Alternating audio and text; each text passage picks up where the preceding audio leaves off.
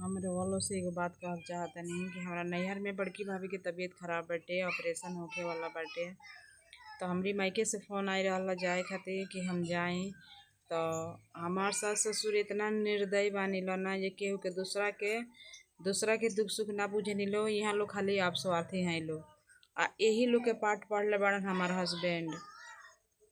उ ना जाए देवलन। ए लोग के घरे तो पहले बेटी रहलिए ना, भगवान अब बेटी दे देले बड़े, फिर भी बेटी के मरम नइखे लोग बुझत जे बेटी के मरम का कहाला। तो ऑपरेशन होखे वाला बा, तो हमके बुलाओ तो लो 2-4 दिन खातिर, जे आके 10 दिन कह के निकाल दी, ठीक ना। कह के निकाल दी।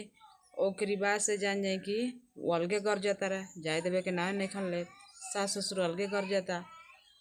तो रउआ सब बताई, मायके छोड़ दी, नैहर छोड़ दी हमेशा हमेशा के लिए, तो लोग खुश रही लो। हमार बाप भाई ए बरा हमार भाई हमरो लइका बड़ा सा, बियाह शादी में पानी पियावे ना आवसन, हमके पूछसन ना। तो हमके के पूछी?